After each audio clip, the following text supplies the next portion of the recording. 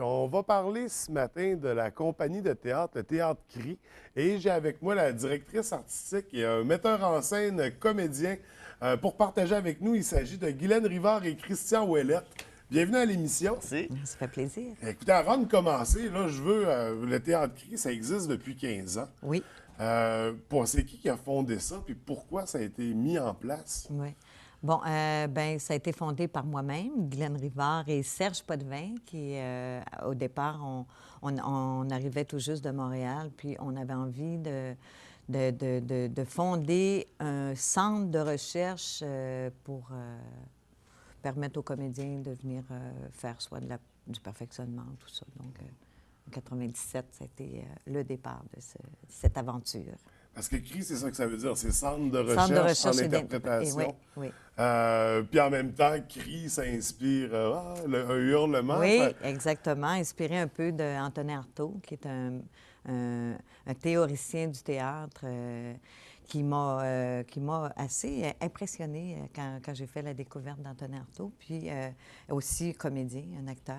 Donc, je me suis inspirée un peu d'Antonin Artaud et aussi juste un petit rappel de nos origines amérindiennes, autochtones. Alors, Ouais. à la OK. fois, je trouvais Fait que que ça c'est faisait aussi un beau... CRI pour ouais. les Amérindiens. Mais en Et il y même a temps, on ne beaucoup fait de pas liens du tout... qui- on fait pas... On se définit pas par un théâtre autochtone. Ce serait vraiment... C'est plus un clin Oui, d'œil. oui, c'est un petit clin d'œil. C'est ça. Puis on parle d'un centre de recherche. Est-ce que ça veut dire que c'est plus comme une école avec des... Pourquoi on dit un centre OK. de recherche? Ben, moi, je le perçois plus comme un lieu de rencontre pour les professionnels de la région. Pour moi, c'était bien important aussi que ça s'adresse aux jeunes professionnels ou aux étudiants en devenir qui souhaitent faire le métier soit d'acteur, metteur en scène ou de travailleur de la scène. Donc, ce n'est pas une école parce que, bon, on n'a pas l'infrastructure, malheureusement, mais en même temps, dès le départ, ce qu'on voulait, c'est rassembler les gens, discuter du théâtre, offrir des rencontres où, bon, à l'époque, on rencontrait, bon, je travaillais avec Joanne Grenon, on travaillait la voix, on offrait aux gens de venir s'entraîner. Donc, ça s'est construit tranquillement, graduellement. Faire venir des professionnels, soit de la région ou de l'extérieur, à venir offrir une formation en comédia dell'arte, alexandrin. Donc, c'est tout ça. Et aussi, de permettre à des gens qui n'ont pas toujours l'infrastructure de travailler sur un projet expérimental, puis d'essayer des choses avec les comédiens sans que ce soit obligatoirement que ça aboutisse à une création, une production. Donc, c'était ça un peu le défi. Et de peut-être permettre aux comédiens d'essayer des nouvelles façons de faire le théâtre ou de le voir. Parce qu'à l'époque, il y a 15 ans, bon, moi, j'ai quitté la région en 85.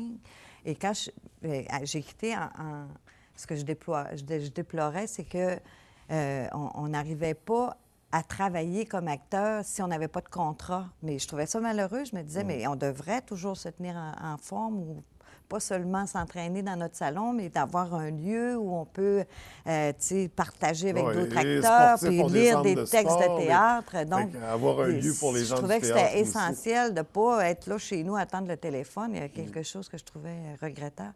Alors, c'était ça un peu l'objectif aussi du centre de recherche et d'interprétation, de réunir les comédiens dans l'action et non dans l'attente. Ouais. Ben, c'est quand même, parce que c'est ça, tu dis, tu as quitté pour Montréal, tu es revenu. Tu vas dans ce milieu-là, dans les domaines des arts ou même les domaines culturels en général, le théâtre, la musique, la chanson, le cinéma. Il y a une espèce de phénomène qui fait que, tu sais, combien de fois j'ai entendu, c'est pas ici que ça se passe, c'est à Montréal que ça se passe. Ouais. Et pourtant, on voit, ça fait 15 ans que la troupe existe, il y a une collaboration avec 9 autres organisations culturelles. Il y a une vie culturelle en région. Est-ce que c'est encore une réalité aujourd'hui? C'est pas ici que ça se passe, il faut aller à Montréal. Ou maintenant, on peut en vivre en région? Ouais. C'est- puis- Ben, moi, j'ai toujours considéré que Bien, ça dépend de ce que tu attends, mais moi, ça s'est toujours passé où j'étais. Que ce soit le moment où j'ai travaillé ici, même avant 85, j'ai travaillé avec la rubrique, avec les Têtes heureuses, avec les Amis de chiffon. Il y avait déjà une activité qui était là. Bon, là, il y en a de plus en plus. On a des gens qui s'installent ici, qui s'établissent. Il y a tout un développement qui se fait, mais pas seulement en théâtre. Au niveau culturel, ici, c'est une richesse incroyable. Donc, ça se passe vraiment ici, mais je pense que chacun a des objectifs précis. Il y a vraiment moyen d'être heureux dans ce qu'on fait ici. Et c'est sûr qu'au niveau des infrastructures ou au niveau de la population, on n'a pas le même bassin. Donc, c'est là où est-ce que les défis sont peut-être un peu plus grands là, à relever. Mais vous les relevez très bien parce qu'on entend beaucoup parler de vous, puis pas juste au Saguenay, partout au Québec, même dans le monde, il arrive beaucoup d'événements pour les troupes locales. Oui, pour les troupes. Oui. Et pour en revenir, là, justement, vous êtes ici pour présenter votre prochain spectacle. Oui. Donc, on va passer avec toi, Christian. Donc, votre prochain spectacle, de quoi il s'agit exactement? C'est une adaptation d'un recueil de nouvelles de Jean-Pierre Vidal, qui est un auteur d'ici, qui s'appelle Petite mort et autres contrariétés. Donc, Guylaine a décidé de rassembler 5 metteurs en scène qui sont aussi les 5 comédiens dans cette adaptation de ces différentes nouvelles. Donc, ce qu'elle nous a demandé à chacun, c'est de se choisir quelques nouvelles tirées du recueil et d'en faire une adaptation.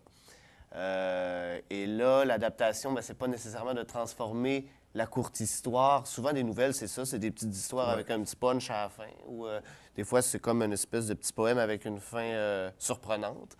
Donc, dans ce cas-ci, le but, c'était pas nécessairement de les transformer en dialogue, mais plutôt de faire entendre la voix de Jean-Pierre Vidal.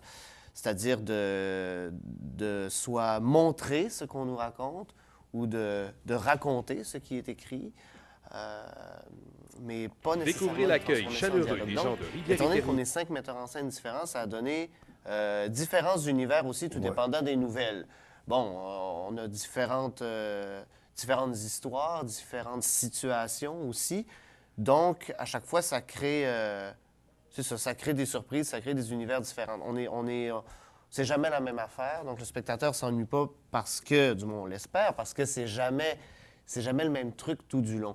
On a pensé, étant donné Petite mort et autres contrariétés, étant donné le titre, avec notre scénographe, Dario Larouche, qui est également metteur en scène et qui joue dans le spectacle, de faire en sorte que ce soit une sorte de cortège, que ça suive, que ce soit une sorte de parade aussi. Donc, tout va sur le même sang, et si j'ose m'exprimer ainsi. Et tout est comme un peu sur des chariots ou des walk-ins ou des express, si on veut. Soit que les scènes ou les nouvelles sont jouées sur ces chariots, ou soit que les chariots sont impliqués dans les nouvelles. Mais ça, c'était comme, je dirais, l'élément qui unit, un des éléments qui unit tout ça, parce que sinon, c'est comme une grosse pizza, puis ça ne se suit pas. Ouais. Donc, mais on fait tous partie je dirais, du même spectacle, avec le même esthétique, je dirais une sorte d'unité. Mais 5 mises en scène différentes. Mais je dirais même, avec 5 metteurs en scène différentes, mais même 13 mises en scène différentes d'une certaine façon, parce qu'il y a peut-être 13 histoires en tout. Ça fait au niveau de la mise en scène, ça serait comme un peu un cadavre exquis, j'imagine.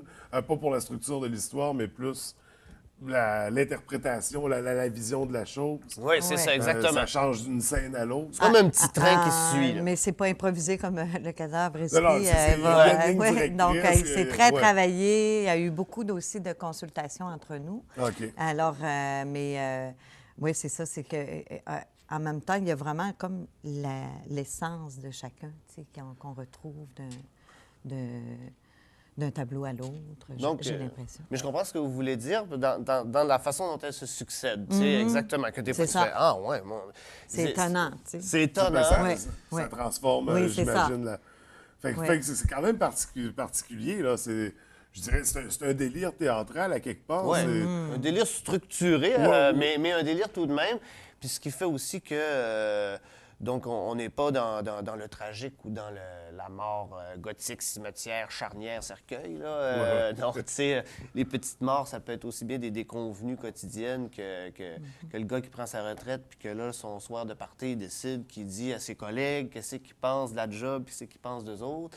Ça peut être un couple qui ne sait plus trop où il en est dans sa vie. Ça peut être un gars qui marche sur la rue puis qui se met à parler de ce qu'il pense du monde qui l'entoure. Bon, ça peut être les bien sujets ont bien des l'air choses. semblent dramatiques, mais du titre, ça ne m'inspire pas nécessairement le drame. J'ai l'impression que c'est amusant. Oui, c'est les exactement. histoires, tu sais, Oui. Sarcastique, Le autre amusant. contrariété, tu sais, souvent, tu sais, on a des contrariétés, mais on les raconte aux autres, puis c'est des anecdotes, finalement, qu'on en rit bien. Bien, je trouve que c'est exactement ça aussi, c'est que c'est des scènes qui peuvent nous faire sourire, comme quand un bon conteur nous raconte une aventure qui a été, à l'origine, peut-être une petite mort dans sa journée. Mais Ouais, c'est ça. Fait que c'est des histoires sympathiques, Oui, cocasses, qui sont présentées. C'est ça que les metteurs en scène nous présentent à leur façon, mais toujours en respectant une ligne directrice. Donc ça a lieu, vous avez quand même une bonne période de présentation. Ça a lieu quand exactement? Donc, ce soir, c'est la générale. Ça OK. commence donc demain à 20h à la salle du facteur culturel au Mont-Jacob, à Jonquière.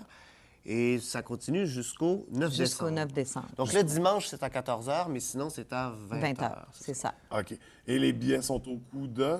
20 admission générale. OK. Puis on a des prix étudiants et travailleurs culturels, évidemment.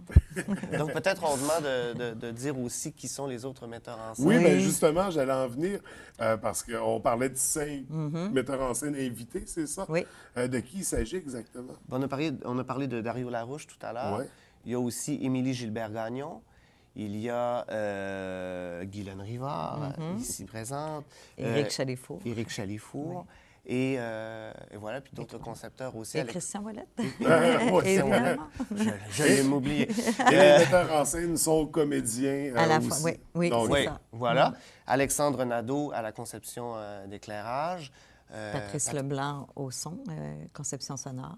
Voilà. Et Andréane Giguère, notre indispensable assistante à la mise en scène, parce que puisque nous jouons dans les scènes des autres, ben là où on en est présentement, où là, notre train est en gare puis est prêt à partir, à faire sa run, bien, ça nous prend quelqu'un pour s'assurer que chacune des scènes respecte, je dirais, la direction de chacun des metteurs en scène, mais que le spectacle lui-même aussi, comme on disait, est quelque chose qui est une belle machine à raconter, puis que ça se tient, puis que ça va être intéressant, puis que ça va être amusant pour les spectateurs. Tu sais. Fait que ça prend quand même un chauffeur pour le train. Oui, oui, Ah ouais, oui, c'est oui. ça. Il part c'est ça. pas tout seul. C'est ça, exactement. De là l'importance d'Andréane Giguère qui fait un travail incroyable. Là, Et les autres collaborateurs aussi. aussi, oui.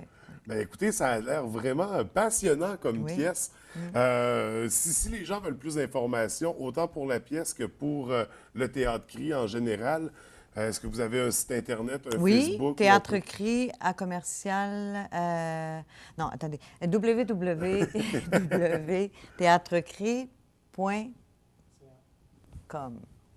J'ai des- Mais Ah, Théâtre un Cri petit- sur Facebook, en tout cas, vous êtes oui. sûr de le trouver. Oui, c'est Et là, vous ça. allez trouver le site Internet. Désolée, mais je pense que c'est Prends un petit peu de .com. café. Fait que site Internet, il y a un Facebook aussi. Oui. Toutes les informations Oui, se oui, retrouvent. oui. Puis si les gens veulent entrer en C'est communication ça, avec oui. vous, peuvent aussi par ces outils-là. Les gens peuvent voir aussi les productions antérieures. Puis, Oui. Puis ce qui va s'en venir, d'ailleurs, est-ce qu'il y a des projets futurs à venir dont on connaît déjà? Ou, moi, oui, je connais déjà, mais je préfère pour l'instant pas en parler parce sera que le je suis en sujet d'une attente de prochaine entrevue. réponse. Alors, je ne veux pas trop m'avancer, mais c'est un très beau projet, encore une fois, excitant. Bon, on va garder la surprise pour Oui. le moment opportun. Oui. Je vous remercie Merci d'être venu beaucoup. nous parler C'était un plaisir. de votre compagnie et du spectacle à venir. On invite les gens à aller voir. Réserver aussi, il faut. c'est bien parce qu'on n'a que 65 places. OK. Alors, déjà, il commence à y avoir... on joue, c'est complet demain. Ce soir, on a déjà un public à notre général. Donc, ça va bien, les réservations. Donc, si on aime tout, on préfère que les gens réservent, étant donné que la salle est plutôt petite. Alors, au 542-1129. Ah, c'est bon! Tu sais, c'est... Ben, merci d'être venu Merci à à vous. l'émission. Merci. Puis on vous souhaite merde pour la générale. Oui. D'accord. Merci.